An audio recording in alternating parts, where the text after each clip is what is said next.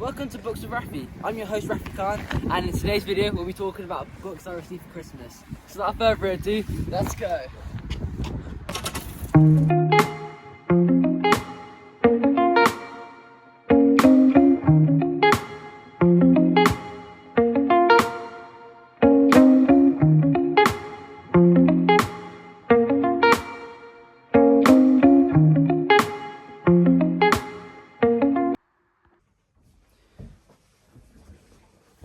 This is a tote bag I received for Christmas this year. It's a Murder on the Orient Express bag, and my mother brought me it. And look, there's a quote on the back as well from Book.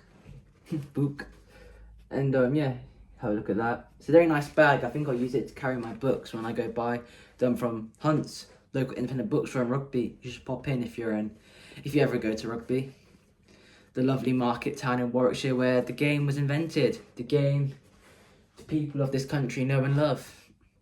So now I'm going to be sharing with you books that I received for Christmas. So I'll just dive straight into it. My mother gave me two Mr. Men, Little Miss Lady books based on Agatha Christie books. She gifted these because she knows I love murder mysteries. I'm not really into children's books, obviously, as I'm turning 18 next year, but I gave them a little read anyways, and I can't wait to display them on my bookshelf because they're very nice. I might even display them in the living room somewhere. Yeah, I'm just going to stop waffling about that now. So the next book that I'm going to talk to you about is the first and only non-fiction book on this list, Crime and Police by Anthony Martiensen. And it's not a crime story, but it's a survey of police forces of Britain, their organisation, methods of training, and the specialised work of the CID and Scotland Yard, all illustrated by case histories of crimes committed in recent years. And it's a complete and unabridged copy. Unfortunately, there's a little pen mark on there, but don't really mind. I'm currently just starting chapter 3, Criminal Investigation Departments, and so far we've covered control and organisation and principles of the British police force, which was very interesting, as I am a bit of a history geek. It was nice to have a bit of a read about the past of this country I've lived in my whole life. So now I'm going to move on to two murder mysteries that were gifted to me. One was the best book I read this year, as I've already read it as of this morning, and the other is a gift from an uncle, a Stephen King murder mystery, which I didn't know existed because I only know about his horror books. One actually in this book, well, not book, YouTube video. So this is The Hunjin Murders by Saishi Yokomizo, and Yokomizo has a reputation in Japan that rivals Christie's in England, and it's a locked room mystery. So if you like murder mysteries, Japanese culture, or any culture from which is not English, and locked room mysteries, then the Hunjin Murders is the book for you. It's about a amateur detective, Kazuki Kindaichi, who's rather scruffy and messy, and he's got bad clothing, he's really young, but he's an absolute genius, probably on the levels of Pyro, I'd say, my personal opinion, because he's just solved a very difficult mystery here, and it's extremely impressive.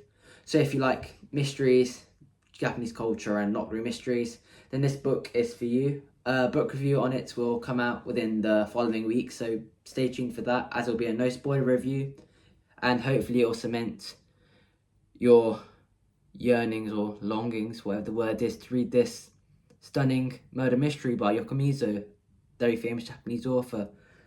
So now, next book is, as I was saying, Stephen King by Holly, which is about Holly Gibney of the Finest Keepers Detective Agency, looking down for a girl called Bonnie Dahl, and after her mother's desperate request for help and all that, which should be interesting. It's a #1 bestseller.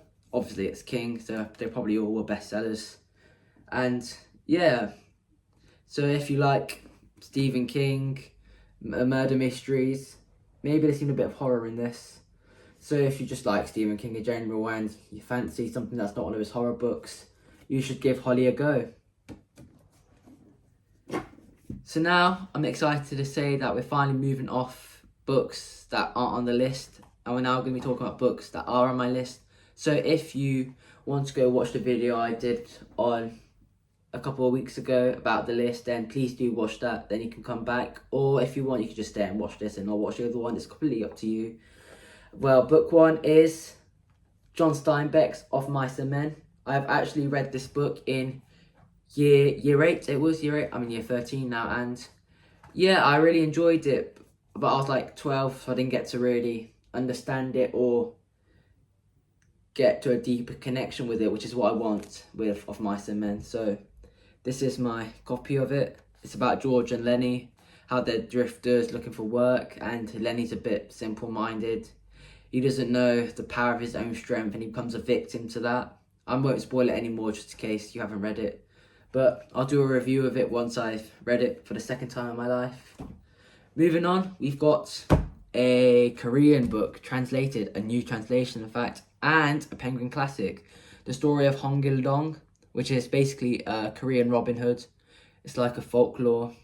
It says here, a new definitive translation of the quintessential Korean classic, the Robin Hood story of a magical boy who joins a group of robber bandits and becomes a king. This is highly anticipated. I'm very excited to give this book a swirl, if that's the right term. Keep on doing that. Not confident with the words I'm saying, I should be. But yeah, this is my copy. It has an introduction and notes by Min-Soo Kang, who's actually the translator of this novel. So now, the next book is a Western. As I've said, I've always fancied reading a bit of a cowboy story, bit of a Western, and that is True Grit by Charles Portis, which is about a man who's shot dead and his daughter and basically a cowboy, I think, go out to avenge the girl's father's death and get back what he stole, I think. Yeah, and it's now a major motion picture starring Matt Damon, Jeff Bridges and Josh Brolin, who are all great actors, by the way. And I think it's included in Prime. So if you've got Amazon Prime, you can give that a watch. And now we've got my third ever Percival Everett novel, Dr. No. So I've read James and the Trees, and they were both stunning books, both 5-star books. So I've got high expectations for this. And once again, sorry about that guys, my video cut out. But as I was saying, I'm highly excited to read Dr. No by Percival Everett, as I've read his two of his other novels, James and the Trees, and they've both very hyped me up for this book, as I'm excited to read more of Everett's master writing, if that's the correct term. I have no idea what I'm doing here. Anyways, now we've got my second ever Cormac McCarthy novel I'm going to read, and that's The Road. My book review of The Orchard Keeper will be coming out within the next few weeks, and here's just a look of it. My English teacher's actually read this book. He said he liked it, and a fellow booktuber in the comments on my other video said it's one of his favourite novels of all time, so that's made me excited to give it a read. It's got good reviews, and it's about a post-apocalyptic situation in a burned-out country. A father and son head slowly for the coast. The landscape's destroyed. The cruel, lawless men stalk the roadside, lying in wait, and they basically just have to survive in this new brave world, according to the blurb. So this is very exciting. Sounds like my cup of tea. And when I do a book review on it, I'll let you know if this is worth the hype. So if you like post-apocalyptic scenarios, bit of, I wonder if it's sci-fi. Could be sci-fi. No, it doesn't seem like a sci-fi. Just a post-apocalyptic writing, bit of fiction. If you like reading about father and son relationships, then this book could be for you. Unless you've read it already, then you'll hopefully agree with me.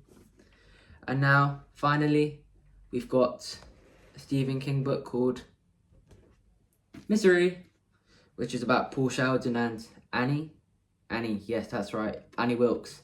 And Annie Wilkes doesn't like what Paul Sheldon's done in his latest book, so she kidnaps him basically. Yeah, and I'm very excited to read this. It'll be my first official Stephen King read.